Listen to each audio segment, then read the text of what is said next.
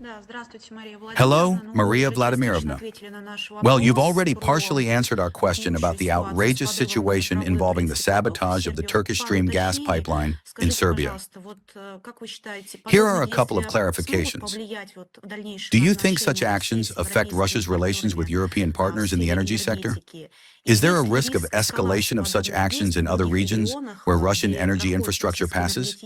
Well, could something like that happen again? Thank you. I'd like to start with the second part of your question, because, to be honest, there's really nothing more to add. Our relations with the European Union have been severed and undermined. I am not referring to official relations, but rather to the overall state of our relations, which have been damaged precisely by the countries of the European Union. Our position of principle has not changed. It was not we who started this dirtiest of games.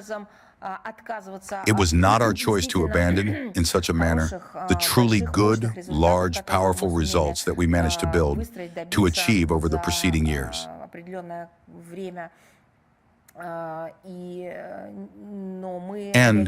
But we are reacting, defending our national interests, defending positions vital to us in connection with the real hybrid war that has been unleashed against our country, involving the European Union as an institution and its members. So honestly, what else is there to add to this? If they change their behavior, then accordingly, we will see what our reaction will be. But for now, there's nothing to comment on yet. And now, regarding your second question about whether this destabilization will be able to expand its boundaries, and whether strikes will be carried out, or, as I understand it, whether some terrorist attacks will be committed against Russian energy and civilian infrastructure. Just one clarification. Why only Russian? Look, the Kiev regime strikes at anything that, so to speak, currently represents interest for it, proceeding from its own goals and from the orders it receives from its main sponsors.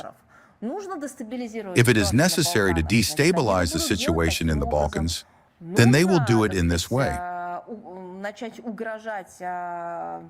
If it is necessary, so to speak, to begin threatening bilateral ties between Russia and certain countries in the energy sphere, then they will also go after these energy facilities.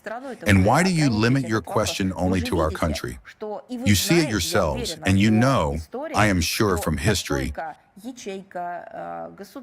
that as soon as a cell, a state, or a political grouping steps onto the rails of terrorism, then what begins next is a window of no return. It turns into a black hole, a black vortex that sucks everything in. And this begins uncontrollably, without limits, and, by the way, without any logic, except for one, this absolute terrorist lawlessness.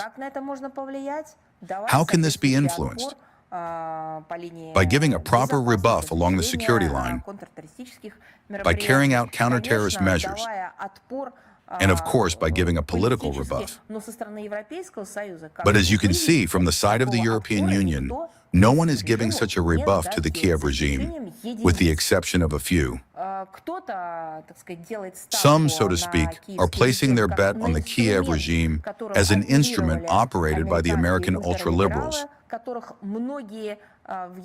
whom many in the European capitals are expecting as, so to speak,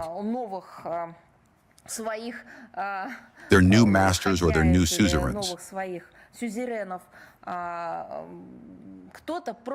Some are simply afraid.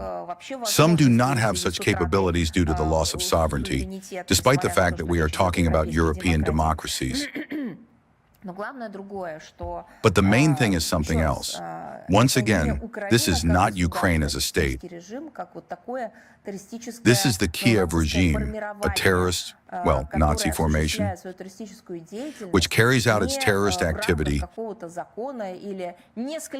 not within the framework of some law or by slightly exceeding or breaking out of some law, but simply in the full scope of terrorist activity of a classic international terrorist rabble.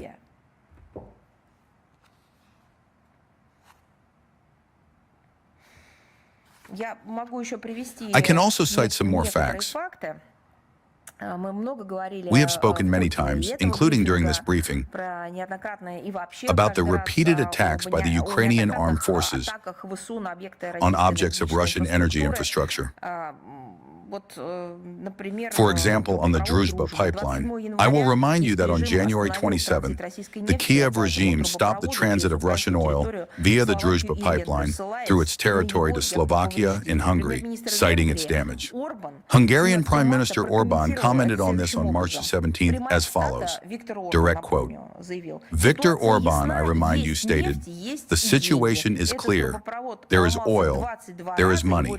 This pipeline broke 22 times. It was repaired all 22 times.